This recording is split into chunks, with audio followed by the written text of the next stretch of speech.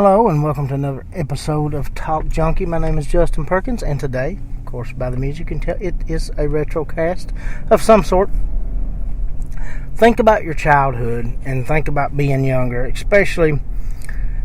This really works, I guess, if you were born mid to late 70s and up, because it needs a certain element. I'm sure if you were born before that there's something else that you could kind of couple in with this, but think about being younger and think about how your yard looked as you were younger, and it probably doesn't look exactly the same today. To me, I always feel like the actual sunlight felt and just looked and smelled different than it does now, and the outside did, and there was a different tint to life. And I think, obviously that's just a product of memory and the memory process. But think about areas, especially like in your hometown or even vacation areas, that were like sentimental to you or had value to you, like if there was a local park you went to, or if there was a lake you went to, or a movie theater. I think of a lot of different things. I think of my grandpa's pool hall. I think of the skating rink. I think of Fugate Cinema. I think of the bowling alley to some degree. I think of Jenny Wiley Lake and camping there in the summers. I think of my grandfather's house, which I've not been in years, that we no longer own. I think about playing outside and just that general area alone. Like the house I lived in changed, obviously. My original house burnt down. We lived in an apartment, then we got a new place.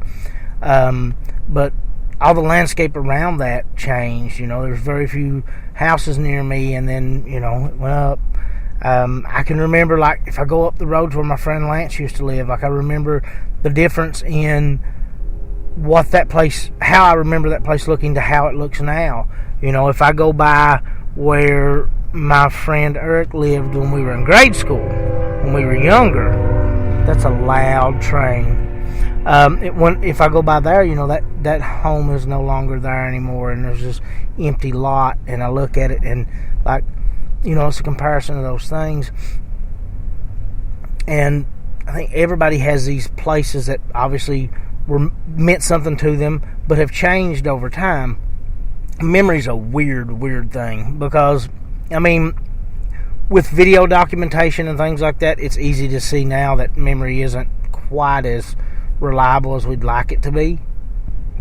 I had a discussion the other day with two guys, about a movie that I remembered that apparently probably never existed in the way in which I remembered it. But, that's the pitfalls of memory.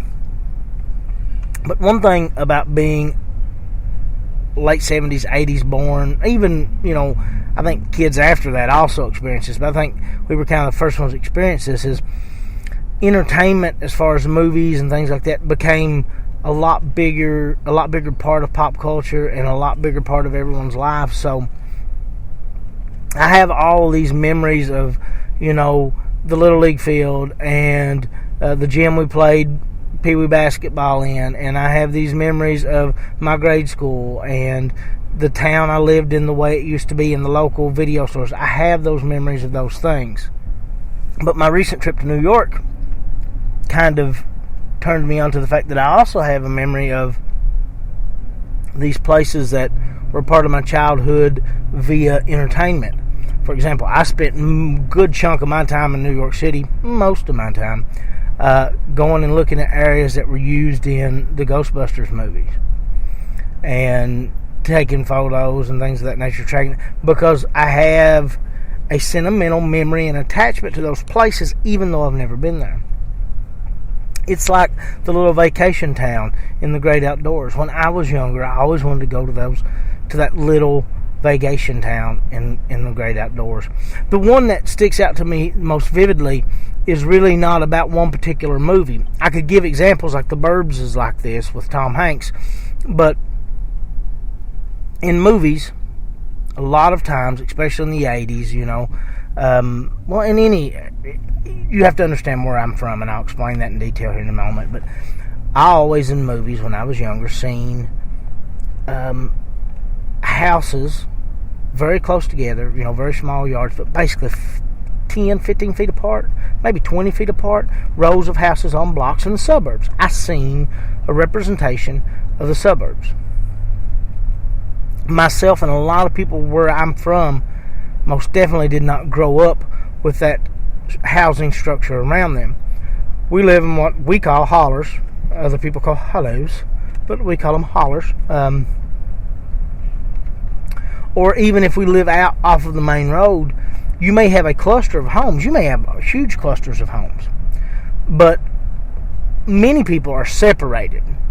Even if you have clusters of homes together, very seldomly do you have, at least when I was growing up, what you would look at and consider like a subdivision or something of that nature.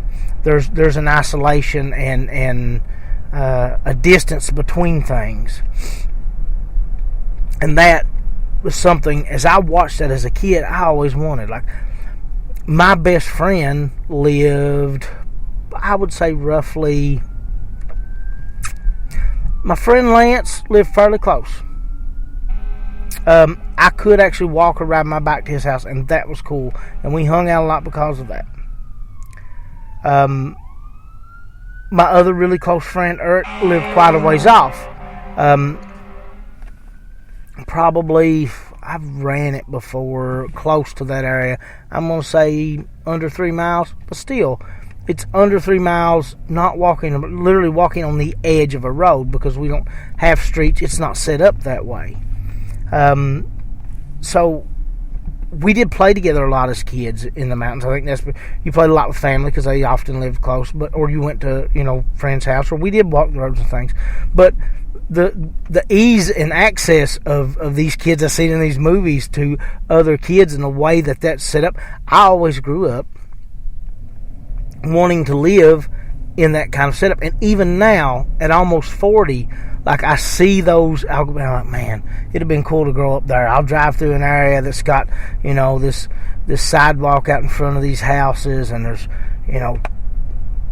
blocks and blocks of houses, and I see kids out playing, and ball goes in the driveways, and I think, man, that would have been cool, because I developed that from movies. I developed a love for Chicago, just based off John Hughes, because he put everything in Chicago. Mall culture, for me, coming from the mountains, we did have the mini mall. Which, you'd have to see to understand the drastic difference between what we had and what Middle America had. And again, this is one of those things that I experienced later on, in my own state. But when I was younger, like, from Fast Times at Ridgemont High, there's a lot of mall-based stuff all the way up until the late 90s or mid to late 90s with Mallrats. It's this mall culture is a big thing. Like, I was influenced by things in movies that determined how I guess I viewed the world and how other people lived, and I assumed that the whole world lived in this experience that was like the movies, and a lot of people did. But it's funny how in living where I live and not having those things to experience and not having those things to as a point of reference, once I got older, like, I remember my dad took me and my brother to a local mall. It's like 2.5 hours away. We were young. I don't know how young we were, but we were Christmas shopping, and I had been in malls on school trips and things like that before, but never at Christmas time and stuff. And that, like, what I was expecting on my way was, New York Christmas from, whatever movie, and Home Alone or whatever it is, which wasn't out at the time, where I was expecting, all these mall experiences I seen on TV. Well, what I got was I got the plain, normal mall experience. And to a lot of people, it's like, okay, you went to a mall. And I mean, we go to malls all the time now, and it's not a big deal. If anything, the mall's actually dying now to a large degree. Where my daughter goes to college at, there's a mall there I went in the other day that has almost nothing. Almost every store is closed. But that normal, just everyday average mall experience is what I was looking for. That's what I craved from seeing on movies, just kids hanging out in the mall, and I always wanted to be able to do that. See, living in Eastern Kentucky, for people that don't live here, we hung out on strip jobs and partied, and we hung out at each other's houses, and there weren't a lot of local hangouts and stuff, but we drastically wanted to be social, so we would hang out in parking lots at a mall and you know, or at shopping centers and things like that. You're like a park. We would go to the county park and people would just cruise around, you know, and that was the experience that I was used to as a kid, and I've always been just somewhat contrarian and rebellious, so I never really went to the park and hung around. I thought, well, that's ridiculous. But if you'd have gave me a mall, I'd have done the ultimate sellout conformist 80s thing and hung out at a mall. You know, went to the Hot Topic and talked about metal, which that's changed if you go to the Hot Topic anymore. You better be ready to talk about anime. It's not much of a metal place anymore. But things change, and that's cool. But it's amazing to me how much movies and entertainment like shaped me. I like to know. Send me messages, comment on videos, let me know, is it the same for everybody else? You know, like I said with the Great Outdoors, I wanted to go to that little vacation town, and I wanted to spend a week in the cabin with my family, and I wanted to meet the pretty local girl and hang out for the vacation. You know, like, that sounds so generic and lame, but that's really what I wanted, because it was something different than what I was used to, something different than what I was exposed to. Not that I thought it was better than, I thought it was different. I don't know if everyone else is that way, but that's why and how I guess I get motivated to experience most things in life. It's different. It's new. You know, to go to the camp where Ernest was at for summer camp as a kid, you know, I'm trying to do that this year. I want to go to Camp Day. They showed the movie and stuff at that camp. It's in Tennessee, but like, that was something that I looked at and desired. You know, I wanted to experience that. I wanted to live on the street that Burbs was filmed on and see those things. You know, I was fascinated with the representation of cities and life in New York, and, you know, life in Philadelphia and life in California. California's often been one that, it's one of those things. I thought I understood what New York would be like until I went there. You know, I had in my mind, and it was fairly close, but it was still an amazing experience. California is one of those places that I can't really wrap my head around it. You know, I can't. I see all these iconic moments. I think about these beaches and the surfing and all these things, and especially the beach in the 80s. You know, it's hard for me to imagine. It's still a place, hopefully in the next year or two, we're going to see as a family, but it's right now may be the time to go. I hear travel's extremely cheap due to some type of illness that's going around. I'm hitting the cough button every 5 seconds as I'm making coronavirus jokes, so, you know, I don't know how well that'll play later. But it's something I want to see, because I do have a hard time imagining it.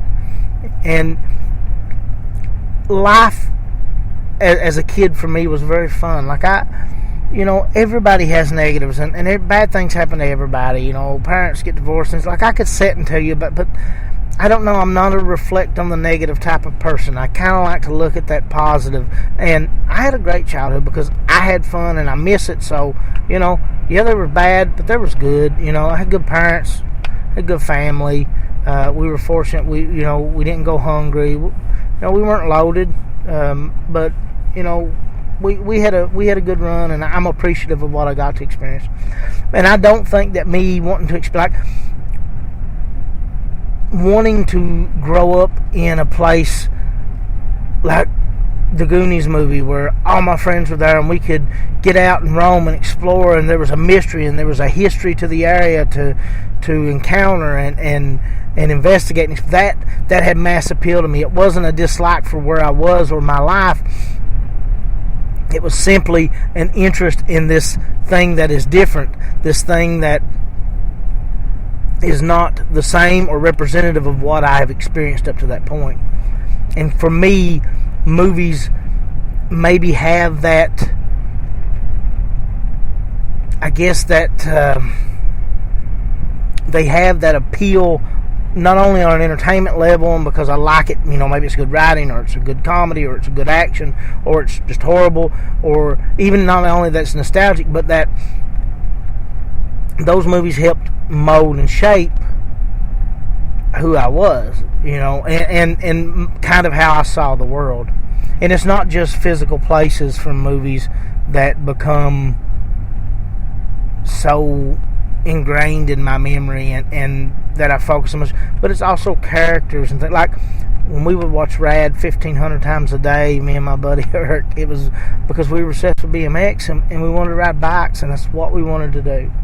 And it was an outlet. Like, I wanted to live in that small town, and I wanted to have that group of friends, because for the most part it was just me and Eric and my little brother. Like, I wanted to have that group of friends that, thought riding was cool. Later on we met a guy named Flea that was awesome. It was our age that was into that stuff. Like, later on, a guy named Austin that was kind of into it. It was more of a mountain bike thing. We met people. Same way with skating. Like, I never was a good skater, and I always wanted to be, and from Gleaming the Cube to all these different skate movies that I would see, and the X Games coming up, and things like that. Like, to be in this town and to know skate. Like, we didn't know skaters. Like, me and Eric wanted to skate. I never got good enough to skate. I just couldn't do it, but it wasn't for lack of trying. But when I started hanging out with my buddy Josh, his brother Kay was into skating, and so Kay would get us, like, Kay had friends that got into skating. So we started meeting skaters here, but then we started going to Louisville and meeting skaters. So, movies perked that interest for me. Same thing with martial arts. I got obsessed with the martial arts to do the movies, and that's a love that's lasted to this day. So movies have always had an ability to impact me and an ability to kind of, I don't know, alter passions I have in life, or create passions and help alter my view of things. But a lot of times when I go by somewhere new and I look at something new, like if I see a place that I feels unique and special, or something that, man, I got to get out beside the road and look at that, or I've got to go see this, or a lot of times it's either that's a place that I've seen in a movie, or a place that's reminds me of something from a movie, or a place that gives me a feeling I got when I watch. It's kind of hard to explain, but it's like I love places. Like, you can't collect places. You can go on trips and go see things, and I like to do that. And I think that comes from my love for movies, and I think that comes from how the locations in movies impacted me as a kid. When I was in New York and I walked into that public library, I saw a few things that, beside the outside was very reminiscent. But when I went inside, I didn't see a whole lot that made me think Ghostbusters. But I had this feeling. And then there's one room I walked in that reminded me of a shot of them panning through and the little lamps at the tables, and that really brought me there. And it was this love for this movie and this interest for this location in this movie that brought me into this building. But when I got into this building, I looked at the architecture and the artwork and the time and the effort and the magnitude of skill it took to craft and create this building. Then it was a new experience. And now that movie means something to me like it always did, and those places from that movie mean something to me in the way that it always did. And it's cool. I can sit and say I got to go to this library from the Ghostbusters, but that building itself now has a different level of I have a different level of appreciation for it. I appreciate it in a different way, now. So this passion that came from a movie led me to that point. I've always had this bad habit, especially at work, because I work out in the hills a lot of times, right in areas where there's nothing around, and I instantly think, man, what a setting for a Western or something. I have this bad habit of looking at a place and going, okay, what kind of movie would I film here? And I think that comes from wanting to find that small town or smaller town, so a town that's so much larger than the town I live in, but as far as cities go, this small town in Puxatawny where Groundhog Day was, wanted to experience that. And going into Philly, and even though it's a different place, I'm working all through PA, that pops in my head when I go through these small little quaint towns. Or to move and relax and spend time in a place, like the place that Chevy Chase moves into in Funny Farm. It's just wild how I crave these things, and I have to think that other people do the same thing. I see tons of people taking pictures at Loretta Lynn's home place, and I don't think it's all because of it's historical and who she is and she's local. I think a lot of it is probably from that movie. I've never really seen the movie Coal Miner's Daughter. I know that's probably blasphemous to a lot of people. It's not my deal. It's not my type of thing. I may watch it at some point in time, but it's not what I'm into. But I look at that and I think, well, man, these people are experiencing the same thing I want to experience, and they're having the same type of connection that I'm having, but it's just with a movie I'm not familiar with. And I think that's cool. I think it's, and again, it doesn't always have to be a location from an actual movie. A movie can put me in the mood to experience a certain type of environment or area, and when I do experience that area or that type of environment, then I'm reminded of that movie. It's like, I don't know, it's kind of like the movie forms the desire for me to create a memory in a place similar to that. I guess that's the only way I can explain it. And it feels like when I get to those places, it's rewarding. To walk around New York City was rewarding. To be in Philly was rewarding. To be at the beach was rewarding. To be in the mountains is rewarding. I have this strong desire to go to Japan. I can't imagine what that would be like. To go to California, to go to the desert, to go to Arizona. I mean, it's wild.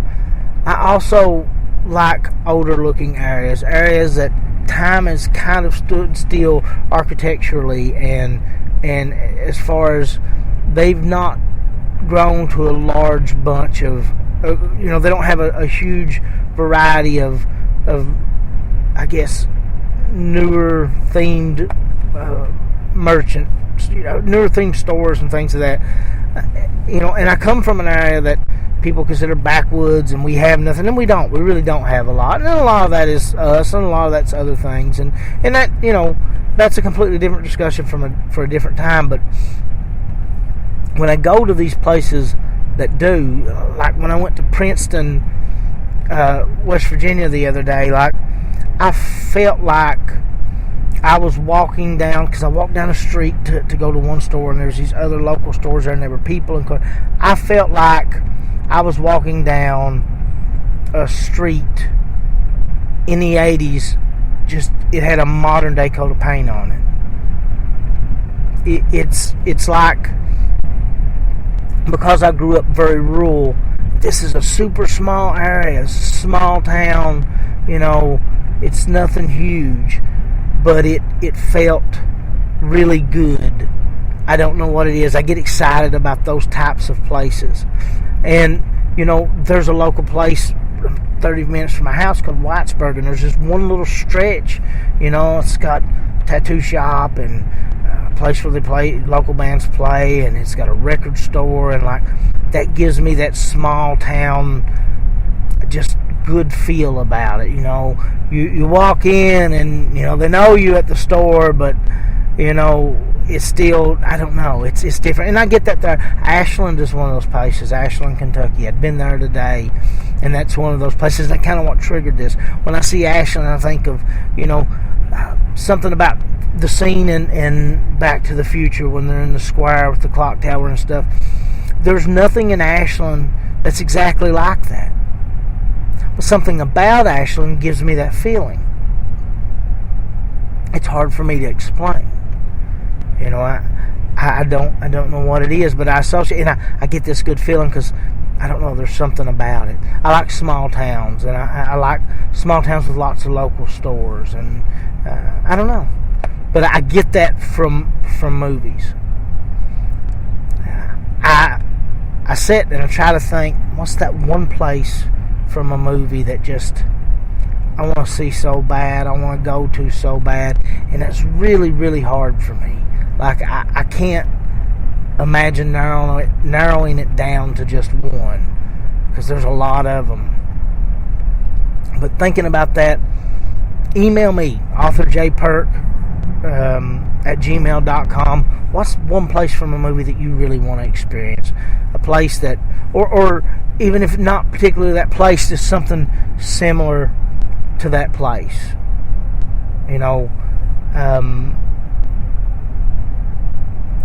If I had to pick, and again, I could name 1,000, but since I've been to New York, I could only narrow it down to 2. It would be California as a whole, Los Angeles as a whole. Not picking one thing from one movie. Just taking from Santa Monica to LA, that area. I want to see the beach and I want to see the city. Then I could eliminate a lot of different movies from that. Or Chicago as a whole, for the same reason. The suburbs and maybe downtown Chicago for the same reason. You knock out the John Hughes movies, or just movies like Home Alone that he didn't direct but wrote. You knock out a big chunk of movies for me. The Griswolds were from Chicago. John Candy, almost anything he done, he was from Chicago. I don't know, it takes out a big chunk of me. So if I had to pick, probably those 2, unless you let me go to Japan. I don't know. See, I can't do it.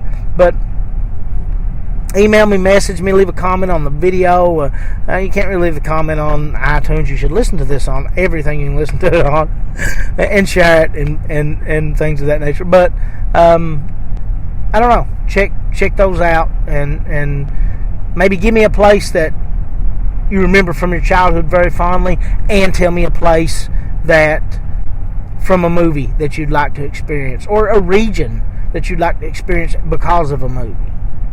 I would like to, this is going to sound ridiculous, I would like to experience a ski resort, in Colorado or Northern California or somewhere in that town, based on horrible, cheesy 80s comedies like Ski Patrol. It would be cool. I don't know. But that's being interactive makes this fun for me and kind of fun for you. And like I said, if you make the comments on the YouTube page, I always try to get back on and comment back because there's not many on there. If you email me, I will try to email you back. I do usually get most of those out. But easiest way is comment on YouTube, probably. That gets the most interaction. But I had a good time. I like these retrocasts. I'm doing things a little different lately, some shorter ones, things of that nature. There'll be these retrocasts. I'm going to do a lot of things where I talk about places I've been to and kind of give people an idea about those places. I think the one about New York should already be up, but I've done 2 more. I don't know in what order they'll get released. But there'll be the regular podcast and the retrocast and the ones about these areas I travel to, and just have a good time. Thanks everybody that does listen.